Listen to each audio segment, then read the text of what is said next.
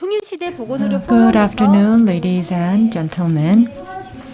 This is the session on the DMZ Special Zone for Peace and Life in the Seohwa District of Inje.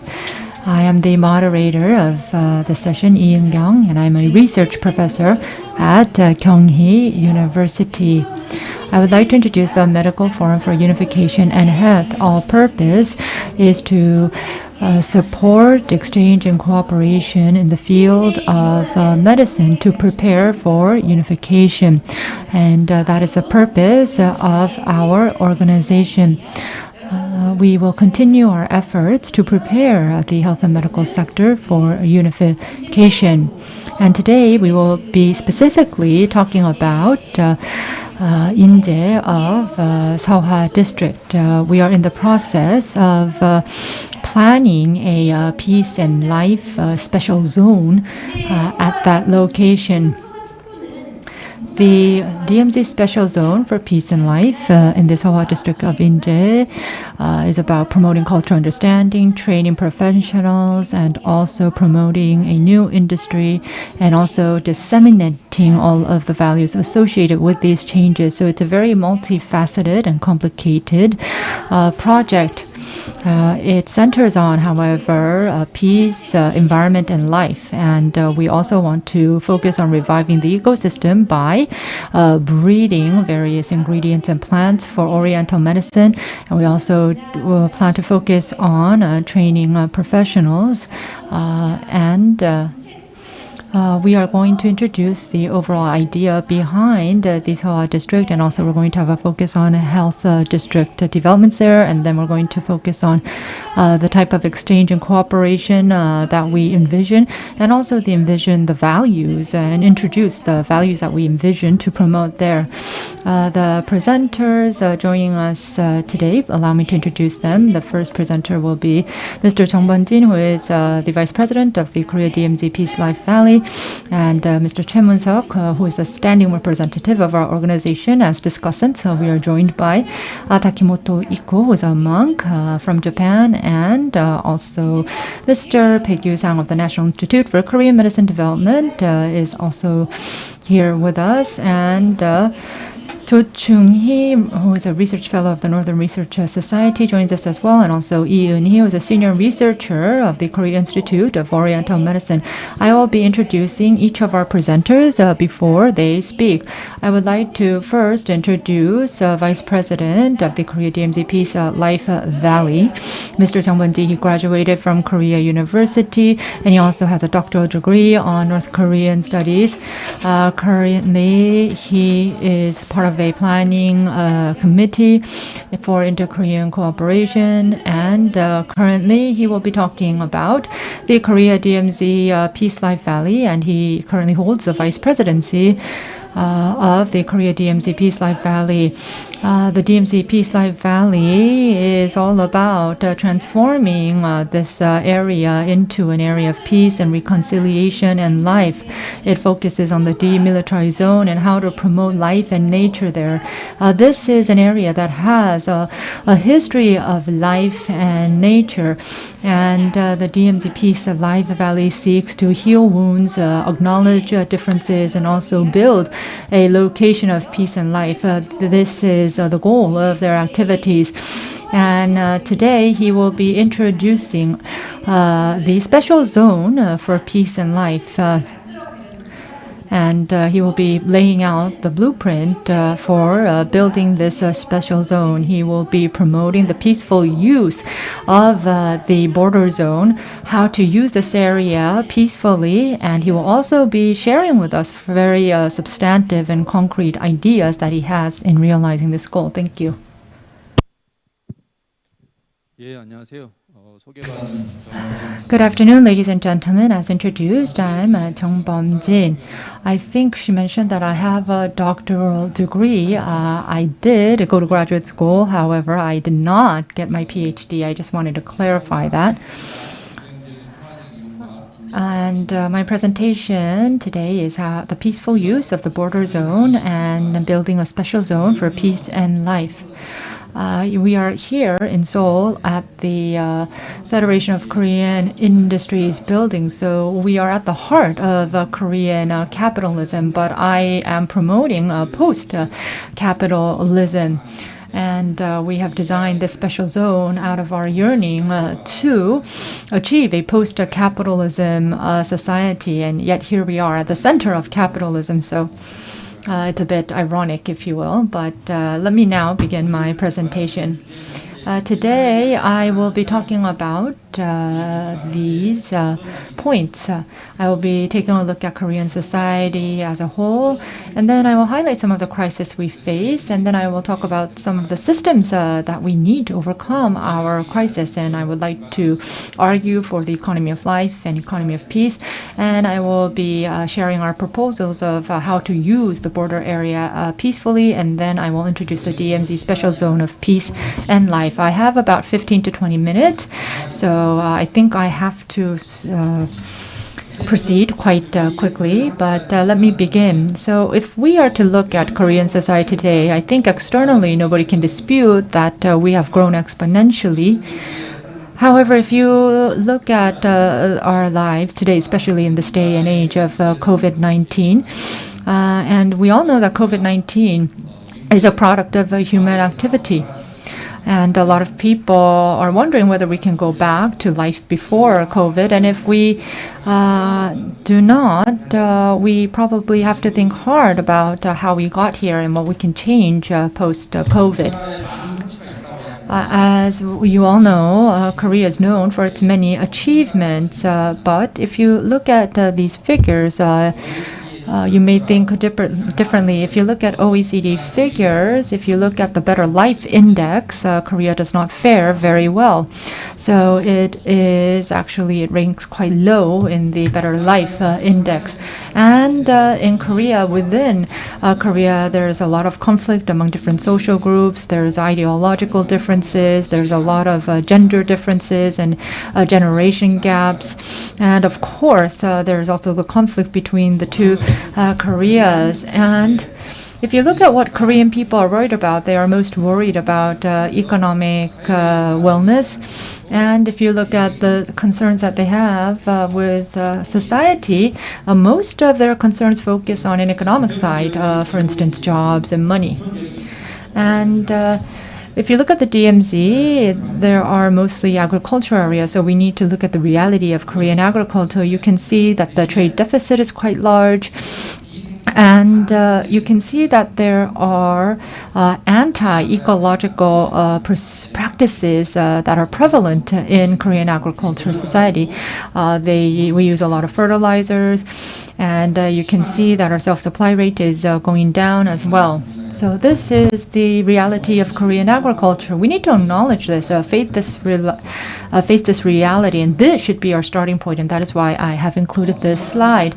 As I mentioned earlier, we grew exponentially externally, but if you look at the satisfaction level among Koreans, it's very low, and people feel a lot of uncertainty. There is a lot of division. So I think that we are faced with grave difficulties. Inequalities are growing, and people have a lot of distrust in existing politics, and people really see no hope. Next year, the presidential election will be held next year, and we are seeing presidential candidates emerging, and we have to wonder whether we will really, they are really thinking about the future of Korea. But so far, I cannot identify any candidate that is really taking these issues seriously. I believe that the Korean Peninsula faces a triple whammy, and it's difficult to overcome or resolve these crises with one solution because they're so multi-layered and complicated. The first crisis that Korea faces is one that is faced by the international community as well, that is climate change and the crisis to life. And the second crisis is the deepening divide and inequality. And the third crisis is the constant risk of war, danger of war that is present on the Korean Peninsula. I did a quick search, and it appears that the defense cost per capita in Korea is around 1.02 million won. So since the war, Korea has spent around $810 billion in defense costs since the Korean War, and that is purely just defense costs. It does not include any other related costs. So I think that all of the issues that we need to resolve can be categorized into these three crises. And currently, it seems like almost impossible to overcome these crises. So these are some pictures that really show us the climate change risk that we face. This was a cover of The Economist in 2019, and this is the cover of Time. And you can see that they highlight the risks associated with climate change, such as rising sea levels. And on this slide, you can see how man-made structures are overcoming our natural environment. And the socio-economic disparity is growing on a global dimension. And you can see that even in Korea, the inequalities are growing. On the left and the right graphs, you can see that a handful of people, or a very small group of people, control and possess the wealth of the world. And this disparity can actually be found in climate change as well. You can see that the top income group actually emits the largest amount of CO2. If a crisis occurs, this means that the vulnerable and impoverished countries will bear the brunt of that crisis. Here also in Korea, you can see that inequality is worsening. If you look at the income concentration level, in 1960s, the top 10% accounted for 20% of the wealth, but in 2015, the top 10% accounts for 50%, almost 50% of the world. And if you look at climate change on Korea, you can see that it is becoming warmer and warmer.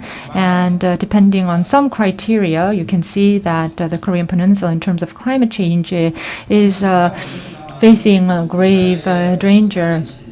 And when you look at inequality and life quality, if you make a very detailed comparison, you can see that Korea does not fare well in terms of inequality. And of course, the continued risk of war on the Korean Peninsula continues to be a burden. On the left-hand side, you can see the North's military parade that was held earlier this year. On the right-hand side, you can see President Moon on one of his first assignments or tasks that he carried out early this year was taking a patrol in a helicopter around the Korean Peninsula, and I thought this was very heartbreaking. On the left-hand side, on the top left-hand side, you can see a table. This shows the defense expenditure since 1950. As I mentioned earlier, it posts or reaches almost $810 billion, and in won, that would be 984 trillion won. The government now is a progressive government. But it is increasing defense cost even more compared to previous administrations, previous conservative administrations of Lee Myung-bak and Park Geun-hye. They were in the 4 to 5% range, and the current government has increased it by 7%. And of course, there are many reasons that they cite for reasons, especially that Korea is surrounded by superpowers, and if we do not find a way out of this, I believe that the rising defense cost will only increase the ultimate economic burden on the country. And as I mentioned earlier, there are these crises, and so the Korean people are very pessimistic about the sustainability of our society. And this survey was conducted before the COVID pandemic, and you can see that the younger generation is especially pessimistic about the sustainability of our country. I think that the COVID-19 really laid bare what the fundamental cause behind is of the crisis that we face. The fundamental cause is human greed and capitalism. The Earth is finite, resources are finite, but the human desire is infinite, and COVID-19 is a result of this, and this is why inequalities around the world are not being resolved. Capitalism and climate change inequalities and the division on the Korean Peninsula, I think they are all on the same plane. I believe that the Wall Street financial capital and the military industries are at the head of this monster, and the existing political parties and existing leaders are trying to, the vested interests are holding on to their power. I place great importance on the independence statement of Korea. If you read the text, it stipulates an autonomous, independent country that contributes to global peace and to usher in a new civilization. And it's been 100 years, and we need to look back and really consider whether we are heading toward that goal. If you look at Korea, South Korea, there is capitalism that plunders, and in North Korea, there's a feudalistic socialist state. So we need to find a way to coexist and also integrate the two societies. So if you look at what's happening now, the markets cannot resolve the inequalities, and technology cannot help us overcome the crisis that life faces. The solution is post-capitalism, post-market, and post-growth. And this can only be achieved if we reflect as a society on whole and then take individual action. We need to transform the Korean Peninsula and later on the entire international community into a community of life and peace. That is the only way forward. I'm sure that the Korean New Deal is gaining a lot of interest these days. I'm sure you have heard what it is. And the goal of this plan is to overcome COVID-19 and to promote further growth in South Korea. And if you look inside the deal, it aims to invest 220 trillion won by 2025 in digital New Deal industries to create more jobs. But I don't think this is the solution. I don't think that this can resolve the three crises. And as I mentioned earlier, the crises are born out of human greed, and this actually feeds into human greed. And so, first of all, I think the solution is to transform our economies into economy of life. So instead of money, it should be about life. Instead of profit, about need. Instead of monopoly, it should be about sharing. It should be about cooperation, life, and also collaboration. And of course, an economy of peace should be established. So no product that kills should be manufactured in this economy. No weapons are exported and imported. All countries reduce their defense costs. And this is an economy that resolves all structural inequalities. Now I would like to give you an overview about the border zone in Korea, because the valley that we hope to build will be built in the border zone.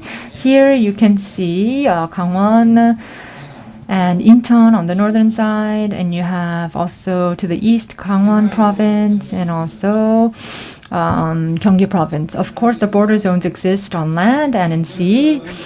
If you look at the southern side of the border area, 3 provinces and 15 cities are included in the border zone, and they are actually facing a lot of difficulties. These areas are usually agricultural areas, so they have and experience the problems that most other agricultural areas in Korea experience, such as aging and poverty. And on top of that, these border zones have their own set of difficulties that are military, ecological, and also psychological.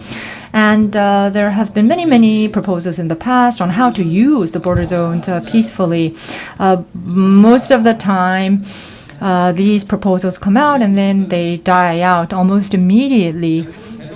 And this is because although many different departments have proposed many different proposals, they were quite similar, and these deals were always subject or at the whim of political situations, and they were never a product of inter-Korean collaboration, and it lacked also the participation of the civilians.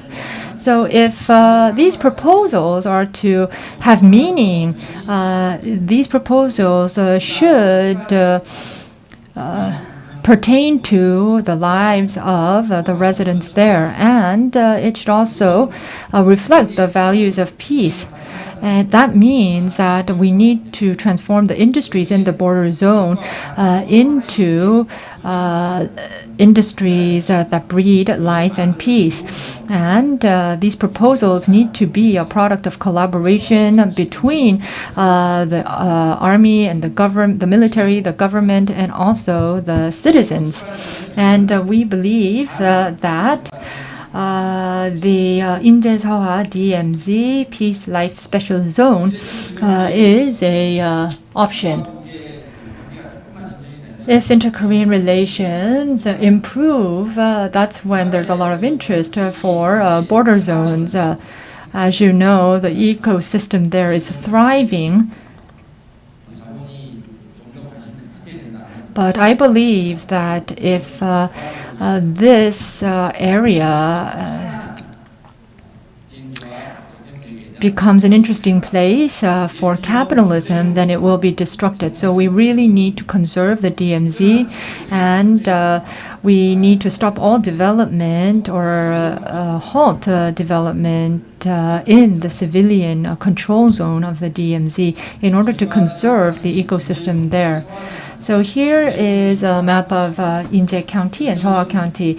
The population of Inje is around 32,000, so it's slightly smaller than Jeju, and it's about 2.67 times larger than Seoul. It's about the size of Pyongyang. This is Seohwa County. The green area is the North Korean territory, and the circular area here, where people appear to live, is Yanggu.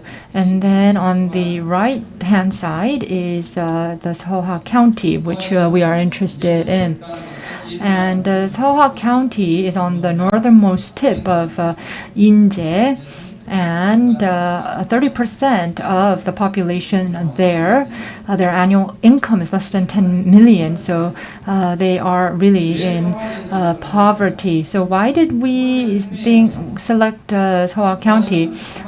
We do so based on the perspective of life. On Korean Peninsula, there are three what we call ecological axes, and Seohwa-ri is at the point where these two axes meet. And we also think that this is an appropriate location based on the perspective of peace and also education, because around 60,000 people have been trained at the DMZ Life Peace Valley since 2009. And we believe that the residents here are committed and interested in transforming their area. And in the perspective of future, we believe that this is a place where we can envision future cooperation with the North Korea side. So here you can see that there was once a village inside the demilitarized zone. This is just for your reference. So we have three areas. The core area, it's around 18,000 hectares, or rather 12,000 hectares. And then you can see the future area includes the DMZ, and it spans around 17,000 hectares. And currently, this is a village. So the core area and the hinterland area, we can start initiatives and programs now. And the future area, we would have to wait until we can cooperate with North Korea. So here we can build in various parks and also facilities that promote education. In the hinterland, we would be able to host industries that can back up the peace and life activities. And once we see some tangible results and make progress here, we would be able to expand that into the future area, which is in North Korea. As I mentioned earlier, the core, the hinterland, and the future area spans around 37,000 hectares. And let's take a look at this slide.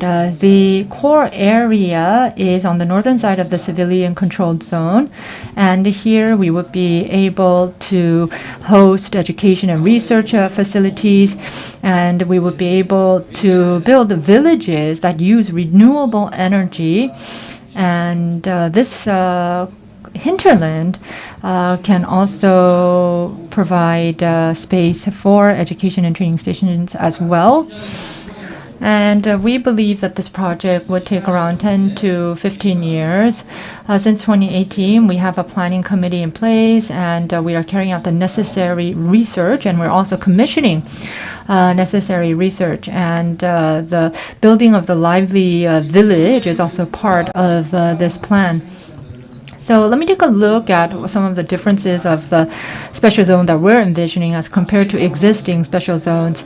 In the past, these special zones were built on South Korean capital and technology and the North's territory and labor. But in our new plan, there is no movement of capital or labor. And this new zone would be, in terms of status, autonomous, and it would have the autonomy, administratively speaking. And also, the goal of the special zone is to overcome the three crises I mentioned earlier. And also, the existing special zones were subject to inter-Korean relations, whereas this special zone would not be. And the labor conditions would be far better. As you know, at the Kaesong Industrial Complex, the workers had very poor working conditions. In this special zone, we would limit the labor hours to 6 days a week, and actually 4 days a week and 6 hours a day. So I think that our plan is the most active way to actually implement a plan to overcome the three crises. And we believe it's also the most specific or substantive action that we can take, because it's going to be taken at the village level. And as I mentioned earlier, we are going to go 100% renewable in this zone, and only grow organic grains or organic farm products. And so we believe that this is the way forward. And also, we believe that this area can become a new center for education related to the two Koreas, also life and peace. And also, I believe that COVID has shown us that we cannot continue to live the way we did, and we need to find a new way. And I think changing the agriculture to organic agriculture and using renewable energy is at the core of the idea. And in order for change, we need to change at the smallest level and expand that change. Thank you.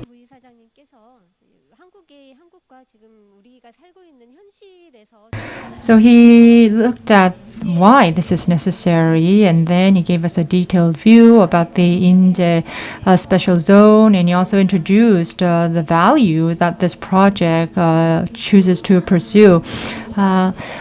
We have questions, and we will have time for discussions later on, so we will move on to the next presentation first. 두 번째 발표는 이번 행사를 주최하고 있는 통일시대 보건의료 포럼 대표를 맡고 계시는 최문석 상임대표님께서 맡아주실 예정입니다. 최문석 상임대표님께서는 현재 사단법인 통일시대 보건의료 포럼 상임대표를 맡고 계시고요. 대구 한의대와 를 나오셨고 경원대학교에서 한의학 박사를 받으셨습니다.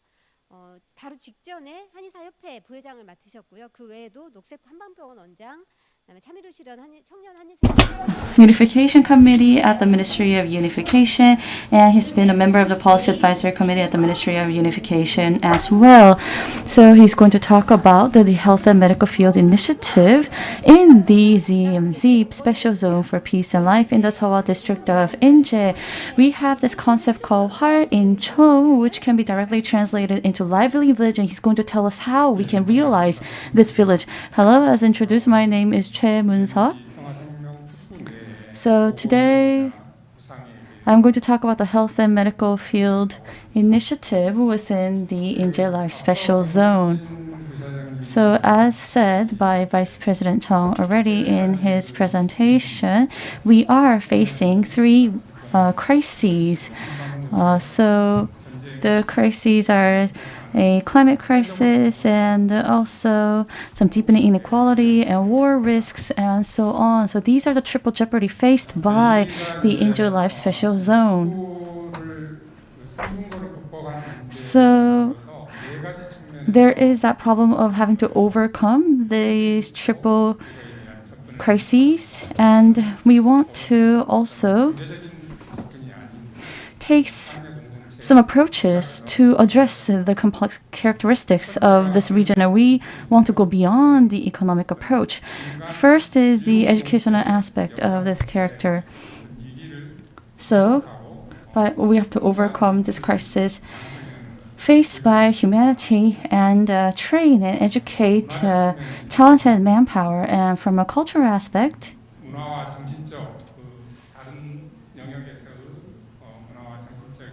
we would like to have people understand each other at a cultural and also at a spiritual level, and to accept each other, and thereby create a new flow or new stream for the future. And there is the fourth industrial aspect, which we aim to bring healing to life and maintenance a healthy body. And in that respect, we would like to foster the agricultural industry and also other industries. And from a social movement aspect, we want to spread these ideas around the world and share them. So these are the four aspects that we must consider when we think about the Inje Life Special Zone. So there are multiple goals for this initiative. One is the restoration of the ecosystem. Second is the cultivation of herbal medicines and medicinal crops. And the third is the creation of a lively village that we call Hwarinchon, which will bring back vitality and health back to people. And the fourth goal is to foster professional manpower. And we would do that by establishing an international graduate school in this zone. And another goal is to conduct some joint research with regards to South Korea's traditional medicine and North Korea's traditional Korea medicine by setting up related facilities and so on. So with regards to the lively village or Hwarinchon, we came up with this idea because the Inje region is facing population crisis. To be more specific, has seen a sharp increase in the elderly population, while economic share of agricultural income is declining, and there are some medical services and facilities lacking in the area, and that's why we came up with the Hwarinchon plan. So, of course, we ought to conduct in-depth preliminary research and studies, and based on the outcomes and through also the analysis of existing materials, we would just set up the basic plans to establish Hwarinchon. So the basic plan for the establishment of Hwarinchon is that we would analyze the outside environment and also the characteristics or attributes of the region. And we would also conduct an analysis on the location itself so as to promote a healthy ecosystem and bring back vitality and health back to people in the area. So we will promote rest and proper diet within this healthy ecosystem. And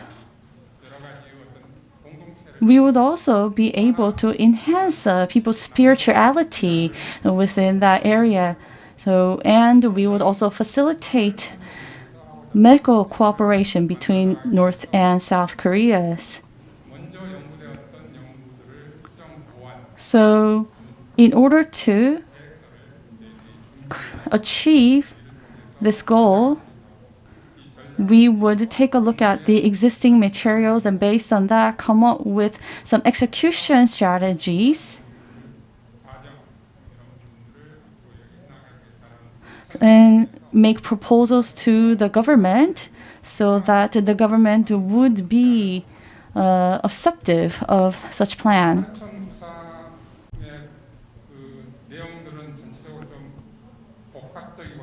So, like I said before, the Hwarinchon initiative is rather complex. It has multiple layers to it. And therefore, we would need the participation and the opinions of some central government-related ministries, like the Ministry of Health and Welfare, Ministry of Unification, Ministry of Agriculture and Food, and so on. And by collecting their opinions and inputs, we would derive such outcomes, like whether this project is really feasible, and what its operation plans are, and what the scope of the project would be. And we would also collect opinions from experts in various different fields and receive their advices and conduct research in many different ways.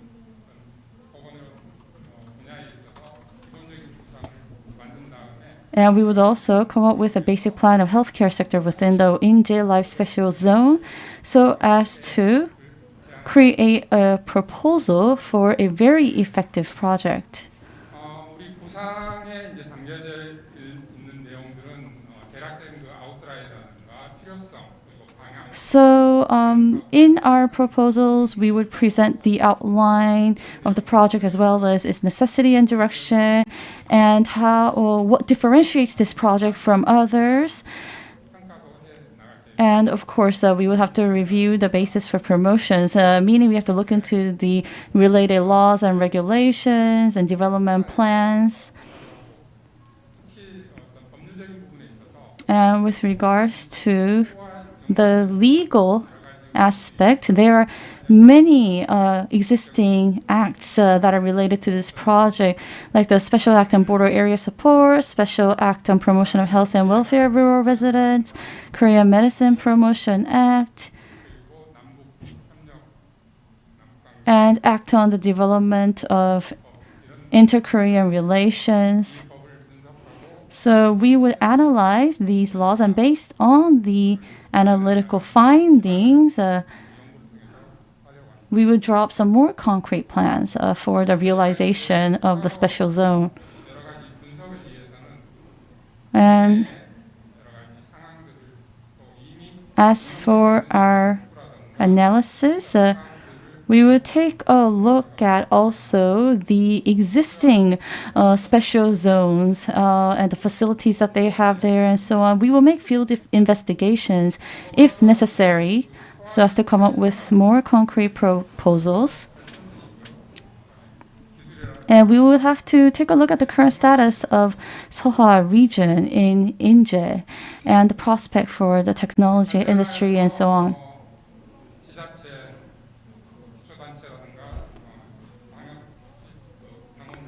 And also, of course, Inje is in Gwanghwamun province, so we would have to conduct some analysis related to that.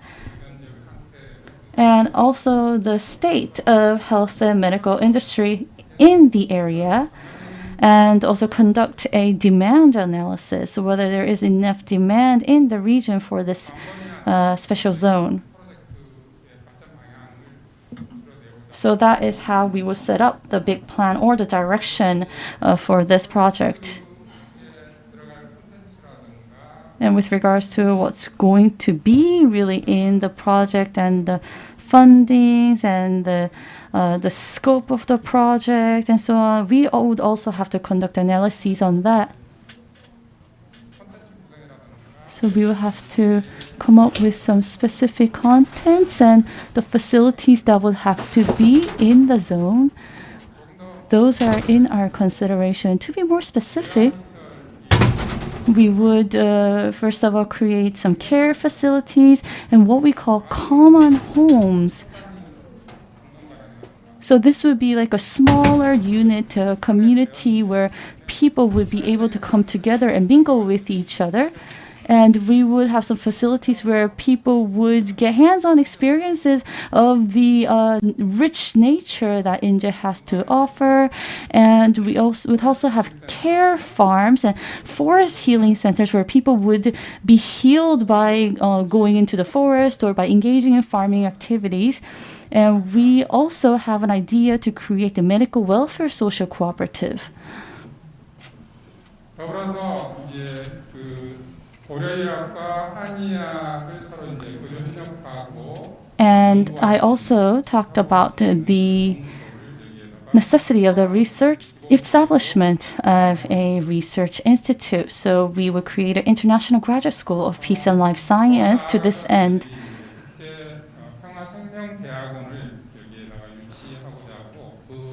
So with regards to the International Graduate School of Peace and Life Science, the school itself would provide various programs and training courses on Korean traditional medicine and North Korean Korean medicine. And these training courses would be for doctors and health policy experts and government officials from overseas. And what's the most important is that we will have to derive a plan to revitalize the local economy. And to do so, we would have to create new jobs. And these new jobs would have to be linked to what is uniquely found in Inje area. So for example, there are these medicinal herbs and medicinal crops that grow in the special zone of Inje. So we will create a facility that will not only cultivate but process these herbs and crops, and thereby creating new jobs. So we will make a good use of these high value medicinal crops, and cultivation and research of medicinal herbs and medicinal crops on the peninsula are usually conducted in the northern half of the country, southern half of the country, I'm sorry. But we also want to do more with especially crops in the northern half of the country. And of course, we will have to adopt a system of smart farming for this.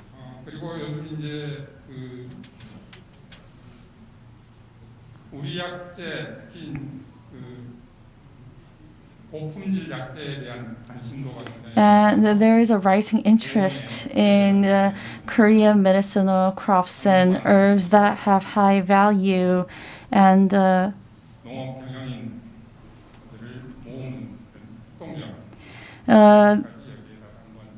therefore, with making use of that, we would create some boards that are related to these herbs and crops, and also a agricultural cooperative corporation.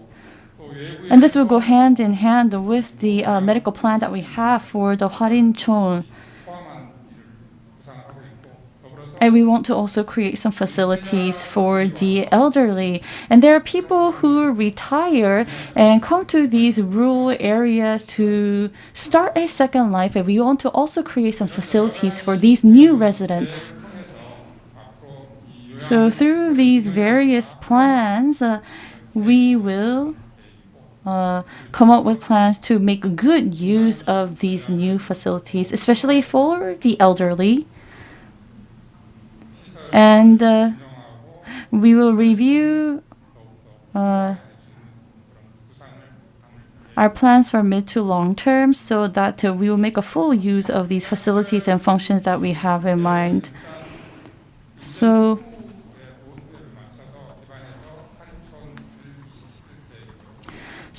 as for our plans going forward, we want to establish mid to long-term plans for the Hwarincho, or the lively village, based on the roadmap for the Inje Life Special Zone. And we also want to derive some major tasks for each stage of the project. And our strategies would be based on SWOT analysis. So the strategies would be very in-depth. So the strength of Inje region is that it is blessed with natural environment that remains intact, but its weakness is that it has low geographical accessibility. And many similar projects have been carried out or are in plan. So there is that risk that this business is very competitive. But there's still an opportunity that this kind of special zone is a social trend. So based on this SWOT analysis, we will come up with some concrete plans and establish related facilities like the care centers, the care farming systems, and creating these tightly knitted communities in the region and so on. And our plan would also include how we would operate these facilities. And through this plan, I hope that Inje Life Special Zone would become a place that exemplifies how we can promote this type of living that I've just explained in a rural area. So my voice cracked a little because I was nervous, but nevertheless, thank you for listening. Yes, thank you, Mr. Choi. So we do have to end at a certain time, and we don't have a lot of time left at hand. So let's go into discussion. So the two presenters told us about the necessity of a special zone centering on the medical initiative, and there was a mentioning of healing through the creation of a lively village and so on. And I wish that the discussant would give us some more inputs that would further enrich the presentation. Now, to our first discussant. He had a difficult childhood from asthma, so he decided to become a Buddhist monk, and to him, Buddhism has provided answers to his essential question, what it means to live a true life. And he is the first discussant for this session. Now the mic is yours, Mr. Takimoto.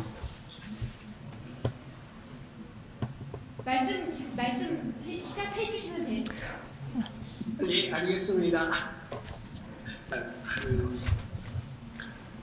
남묘호랭개교 안녕하십니까? Good afternoon, ladies and gentlemen. I am a Japanese monk, Ikko. I pray for the peace on the Korean Peninsula. I was born in 1970, and I was quite sick as a child, so I had to miss school a lot. And so at the time, I began to ponder on the questions of where pain comes, where were we before we were born, and what it means to live a true life. When I became a university student, I came across the Buddha's teachings, and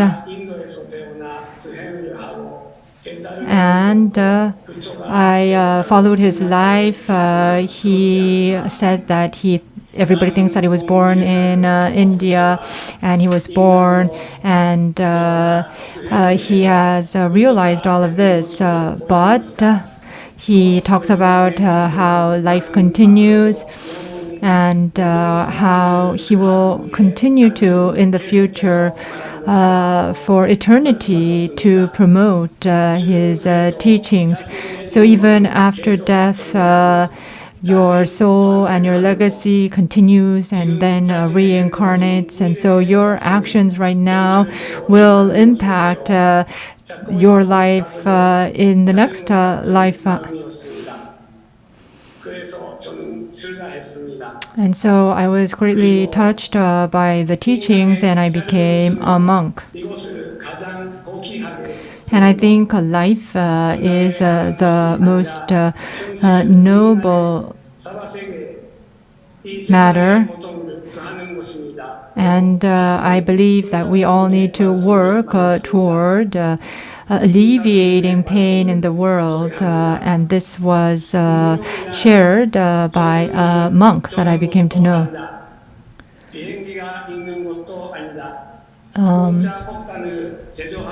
Peace is not with nuclear bombs, it's not with aircraft. Civilization and peace is not about destroying things, it's not about engaging in war, it's more about being friendly towards each other and also respecting each other. And this was saying by a monk who founded an organization within Buddhism. So we need to choose where we're going to pour our energy. And I came to Korea in 2008 and I stayed in Korea for a week and I visited the peace outlook area in the Demilitarized Zone. I looked at a mountain there and I gave a prayer of peace and suddenly I ended up weeping there. And I was quite surprised myself. And I realized that my mandate as a monk for the rest of my life was to pray for peace on the Korean Peninsula at that time. And after that, in 2010, I came to Korea and at the time, the DMZ Peace Life Valley accepted me, and I pray there, and I teach there, and I am working for the people who want peace and who are working for peace themselves. And in 2013, I came to this temple in Cheoron, and I realized that Cheoron is really smack at the center of the Korean Peninsula. And even in the hottest summers and the coldest winters, I grow up the mountain where I can see North Korea and I pray for the peace of the Korean Peninsula. And I have met along the way a couple of people who understand my prayers for peace. In 2015, another fellow Japanese monk has joined me and he prays with me. Omuni, monk Omuni, was born in Korea actually in 1942, and he lived in Korea until he was 7 years old. And one of the Korean monks applauded him, saying that he is doing something that even Korean monks cannot do. And in 2016, somebody gave us some land near the temple we were staying, and we built a small temple there, and we are praying there. And although not many people understand our prayers, there are people who believe in us and they bring us rice and they support us, and thanks to them we are able to pray continuously for the Korean Peninsula. And we chant and we pray, and this is a teaching of Buddha himself.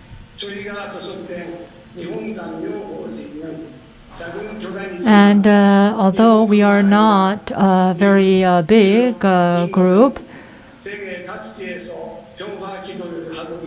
Currently, we are joined by monks in Belgium and other countries who pray for the Korean Peninsula. So we overcome religion and ethnicity, and we come together to pray for the Korean Peninsula.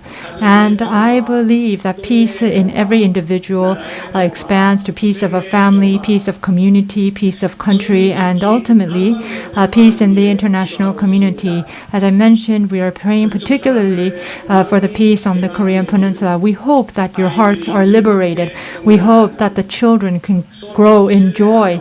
I hope that people can live in an atmosphere of trust, and I hope that we can share in the joy of peace. This is the world we envision, and we hope that that day comes sooner. We will continue to pray for the peace on the Korean Peninsula. Lastly, I would like to offer a prayer of peace before concluding my remarks.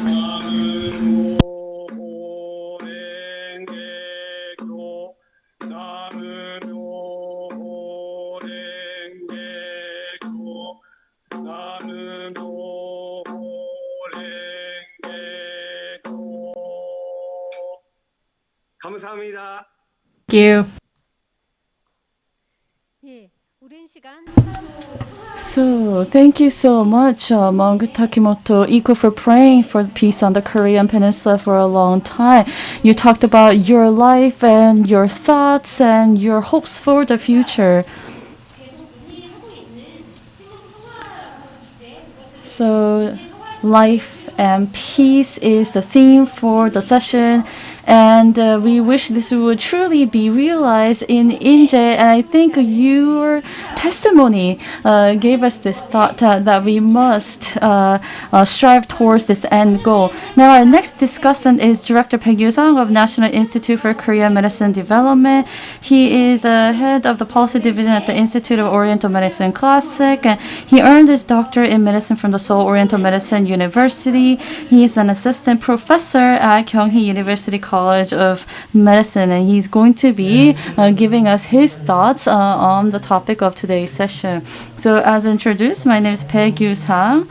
So, Mr. Chung Bum-ji, Vice President of Korea DMZ Peace Life and Valley, I enjoyed your presentation, and I also enjoyed the presentation by Mr. Choi Moonseok. So when I first heard that I would be taking part in this session, I took a look at the materials, and the DMZ is a very meaningful border area. And to apply this keyword of ecology, life, and peace to this area so as to seek for a development of this area is very important. I believe this area would play a pivotal role in facilitating relations between the two Koreas. So I really do believe that these initiatives have to be actively realized and that we need to take gradual steps towards this end. So it hasn't been long since I joined my new, I was assumed in my new post recently, but we do conduct research on herbal medicines and medicinal crops, and we support a lot of government agencies in related areas. So with that in mind, I believe we need to do more to support projects like the Inje Life Special Zone. So, and what I would also like to add is that local governments and many organizations and government agencies form a network to pursue projects in border areas, and these are very desirable models that have great potential for development. But we talked about the future areas, step 1, step 2, and step 3. And you talked about the core areas. And you talked about the future area as the last area, and that future area encompasses North Korean territory. But if you look at Gangwon province in North Korea, if you look at it from the South Korean side, it's actually really uninhabited.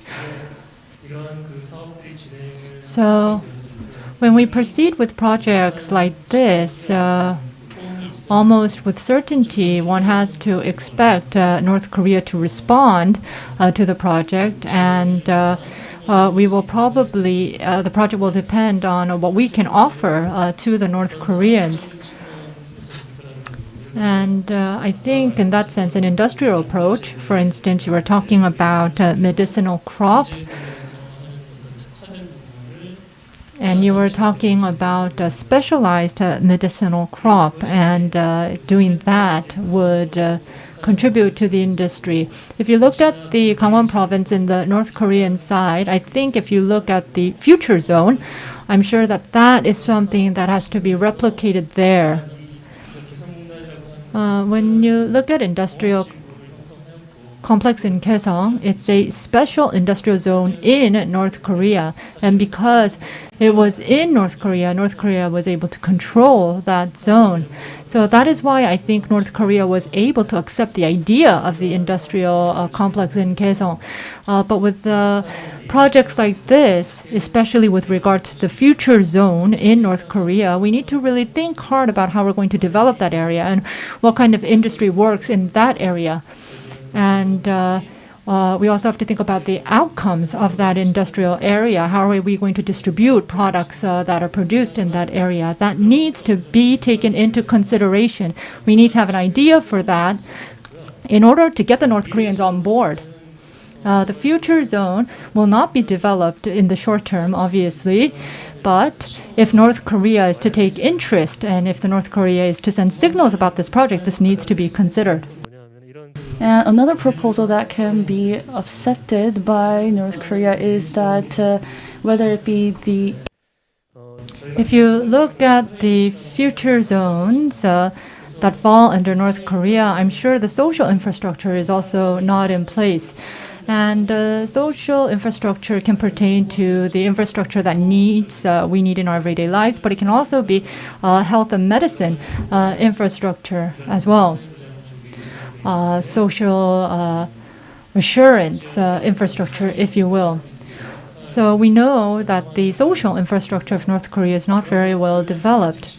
And perhaps we would need to think of ideas where we provide support in building that social infrastructure within the project.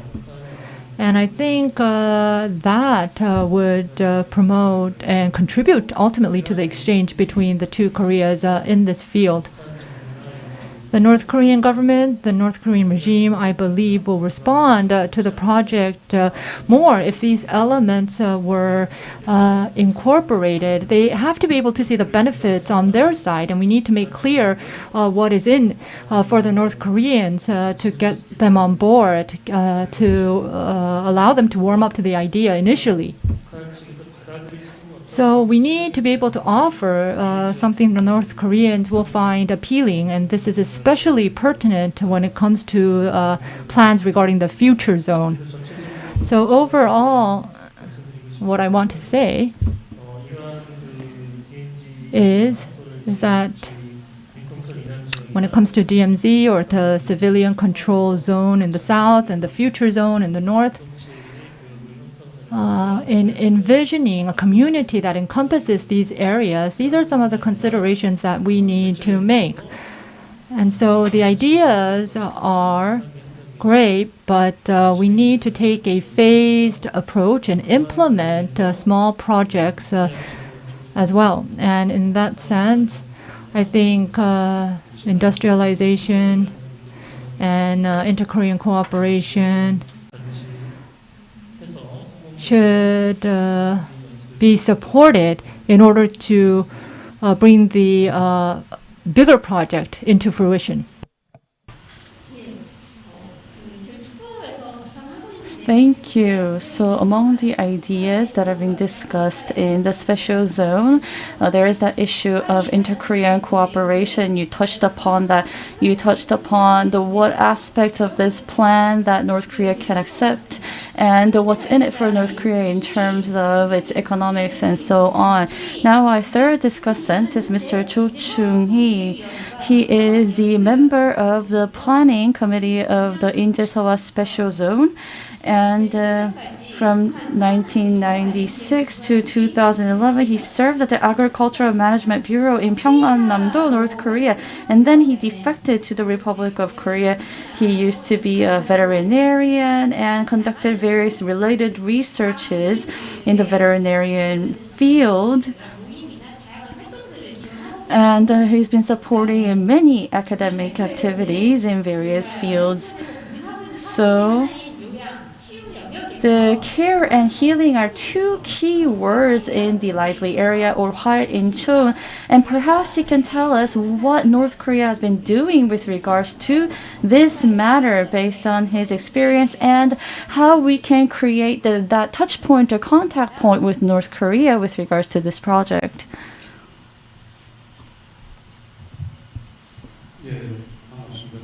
It's very nice to meet you. As introduced, my name is Cho Chung-hee. So up until 2011, I lived in Pyongan-namdo Province, North Korea, and came to the Republic of Korea after that. So it's been 11 years since I've lived here in South Korea. So we've just listened to two important presentations. And I appreciate the speakers. I thank the speakers for giving us such wonderful presentation at a time when things are so unstable. Not being able to see an exit towards the future makes us even more anxious, right? So the inter-Korean cooperation. When we think about that, when we think of the quality of life for people here and also in North Korea, we must think about what we should do. And we are doing that. And one of that is Hwarinchol, the lively village in the Seohwa area. I think that might serve as an exit for us in these difficult times. So there are about 30,000 plus North Korean defectors.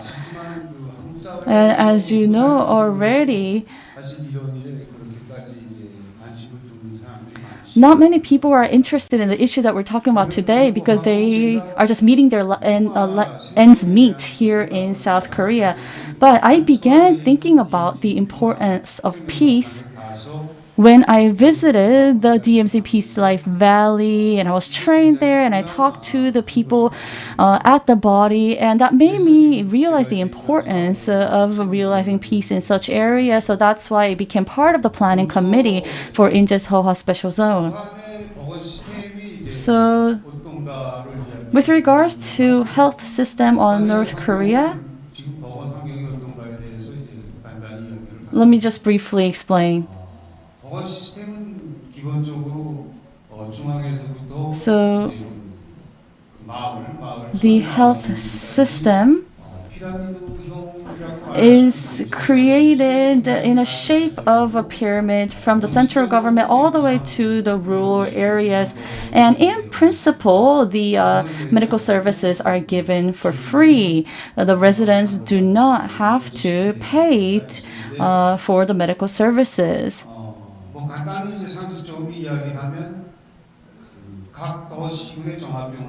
And each city and province and region, there are these hospitals, and there are also specialized hospitals like dental hospitals. So a long time ago, North Korea called its Korean medicine Oriental medicine, but now it's been renamed into Korean medicine. There are hospitals of Korean medicine, and there are children's hospitals, and there are OB&G.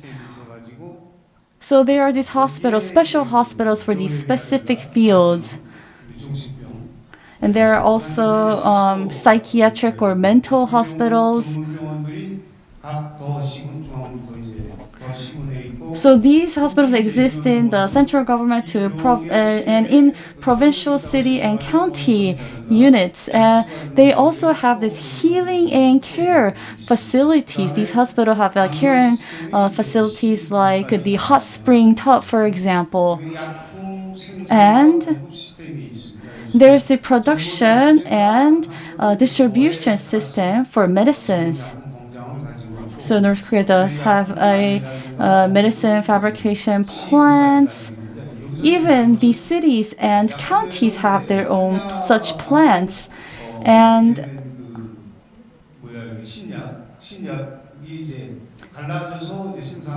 herbal medicine and the new, I guess you could call them modern medicine, are produced separately.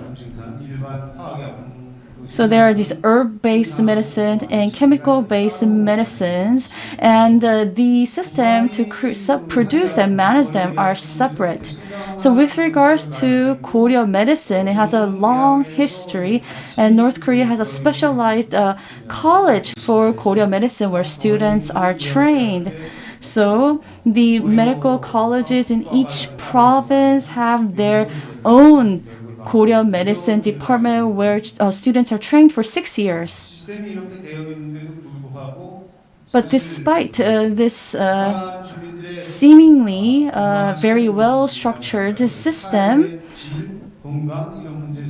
I'm not sure if North Korea is doing well in terms of improving people's health and livelihood. In fact, it's facing many problems. There's the resource shortage problem, and technology shortage problem, and institutional problem, and environmental problems. So there are many, many problems that actually do not contribute to improving health of North Korean people. And based on my own experience and comparing North Korea's situation to that of South Korea, its health situation is very poor.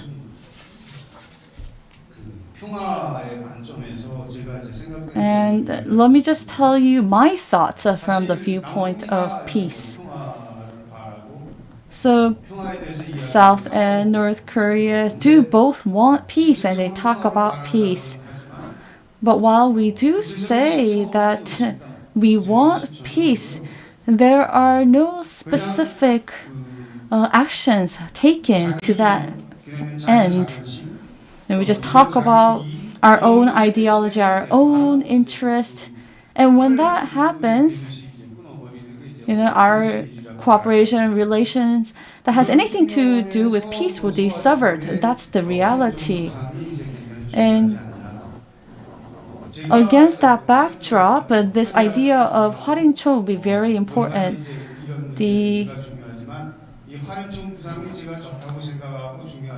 I believe the Hwarincho initiative is very good and also very important because we will start small and build trust based on that to lead to something bigger. So we're not just doing something big that is empty inside, that looks showy but empty. Like the two leaders meeting each other and declaring something publicly that they're going to pursue this kind of project and so on. But nothing ever gets realized. So the given reality in Korean Peninsula is that a lot of things look showy but are empty inside. But Hwarincho project is actually a very small project. And it is very important that we focus in these small projects first and exert our efforts so that it will gradually lead to something bigger. So a lot of people ask me the question, what should we start with? How should we go about doing this? So those are some frequently asked questions. Oh yes, of course, it's very important that we have a lot of talks and meet each other face to face and cooperate. But when these events occur at a national level, it would have to lead to concrete outcomes, but it never has. So, and a lot of people say North Korea will not allow us to realize such initiatives, and North Korea does not respond to our proposals. So how can we realize this? But really, we've never done anything to induce a true response from the North Korea side, but we still keep on parroting that we need cooperation and peace.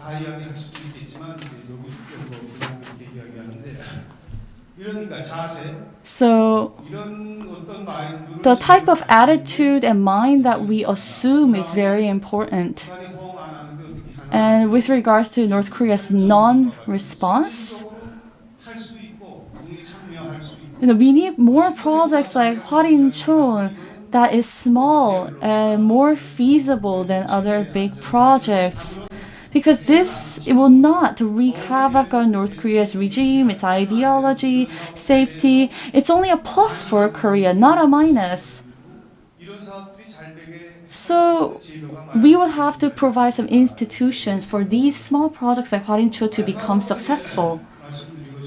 And lastly, I would also like to say that,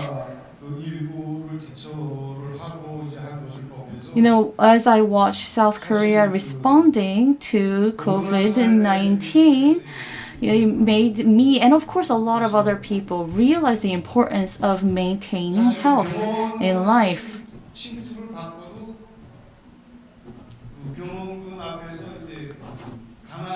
Even if you are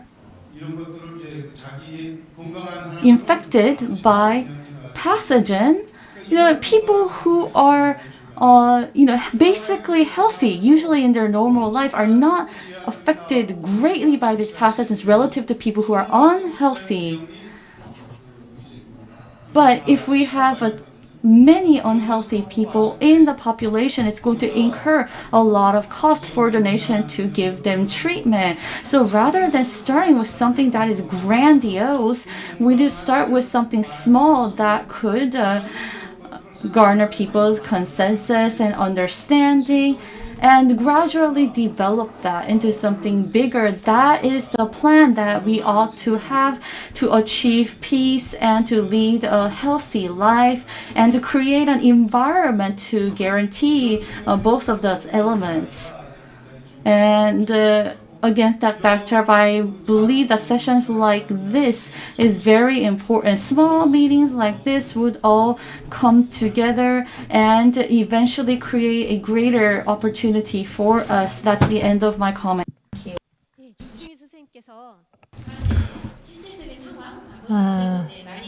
Mr. Cho gave us an overview about the situation in North Korea, and he mentioned how there are some systems in place.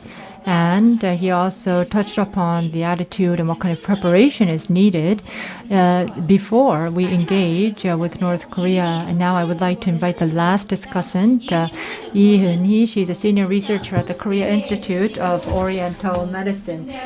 She graduated from Hankuk University of Foreign Studies in 2010, and she also got an MA from the same university. She is currently a senior researcher at the Korea Institute of Oriental Medicine. She will be touching upon inter-Korean cooperation in science and technology.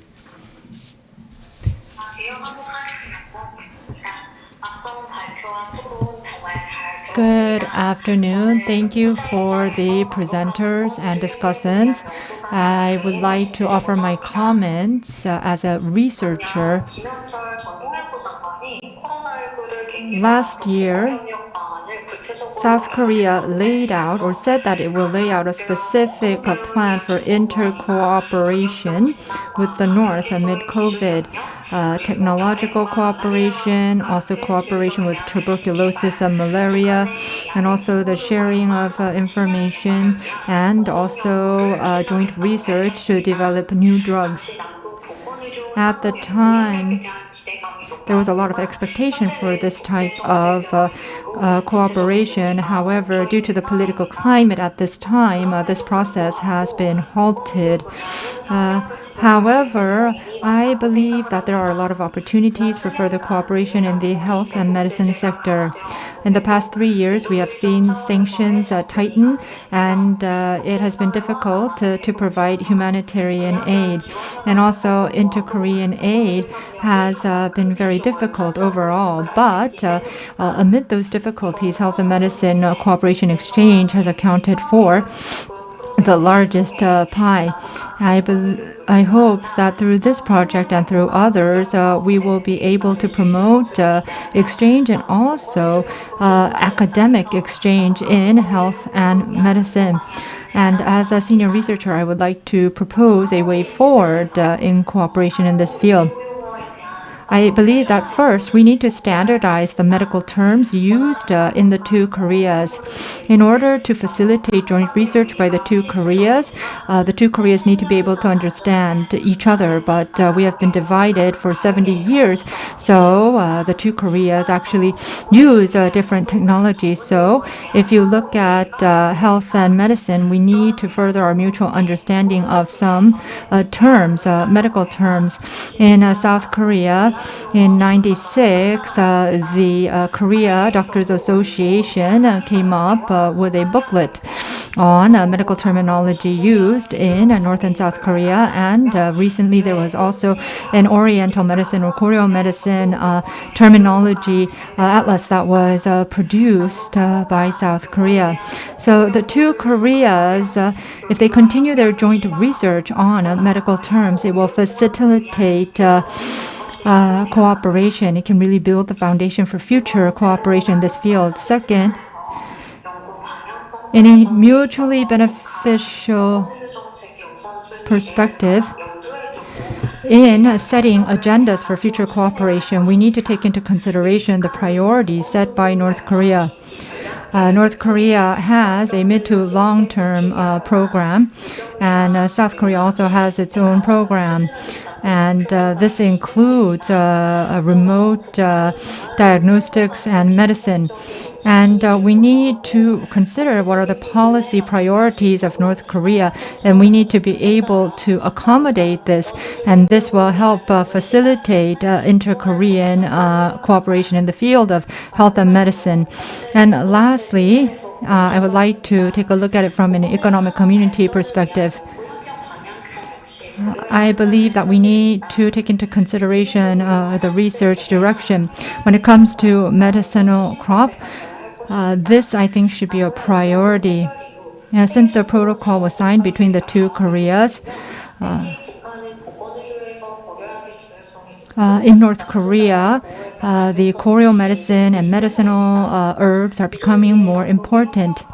And to this end, we can cooperate in identifying new herbs, and we can lay the foundation for industrialization. And in order for that to happen, we need the two Koreas to engage in research.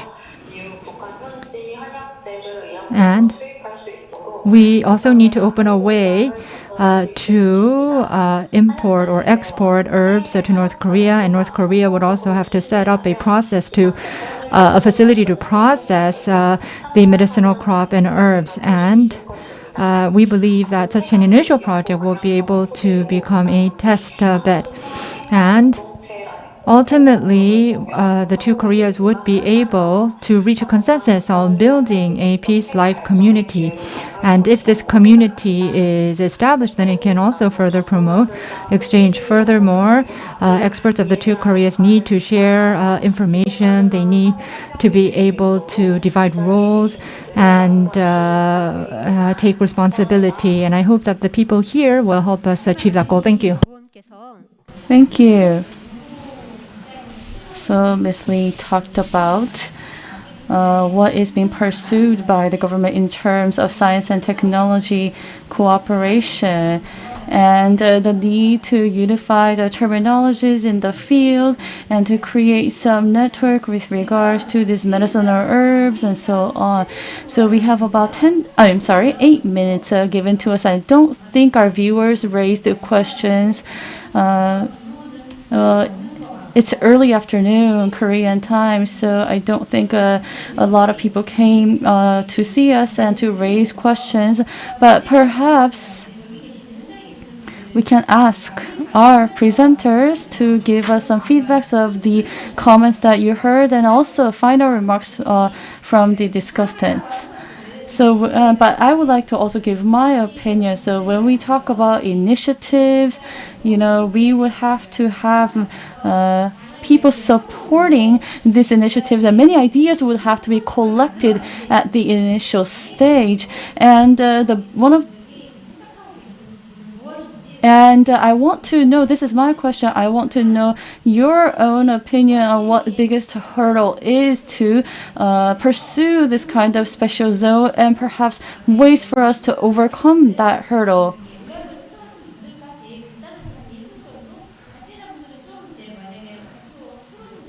And yes, so we would use the remaining 8 minutes for that.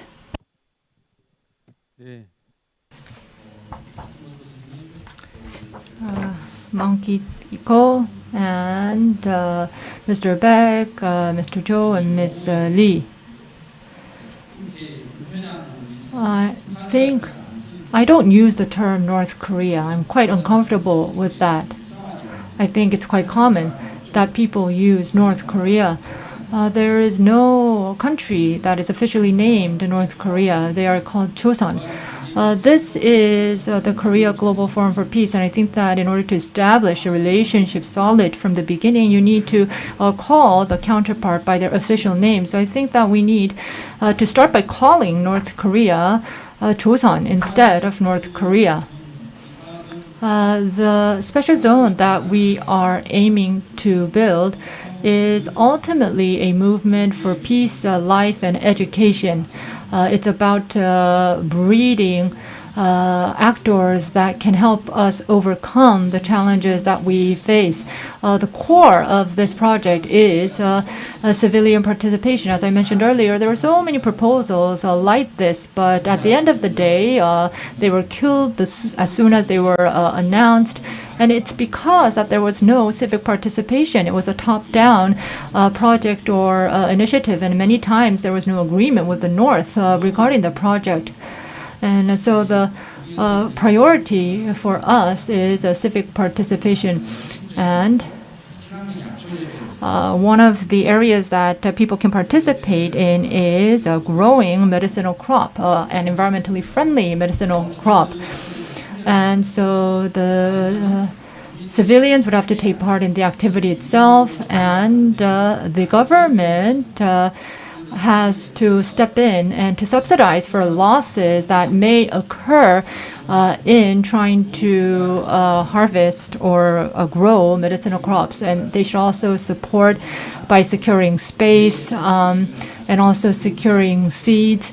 And perhaps they can also lend out military land that is not being used. Or they can actually be active in securing distribution and sales channels for the medicinal crop. And that would actually create a virtuous cycle because more residents would actually take part.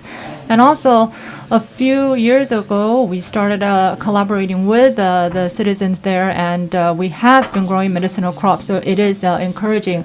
Mr. Beck also talked about how the project needs to be appealing to North Korea as well, and I completely agree with that opinion.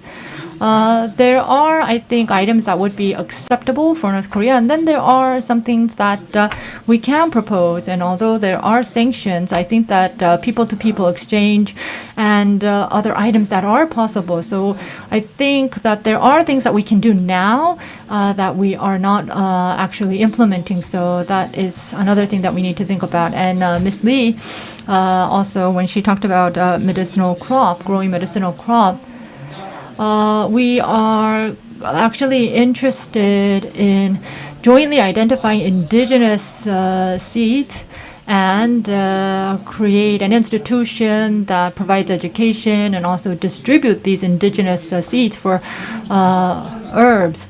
And so we are trying to also build a dictionary of these seeds.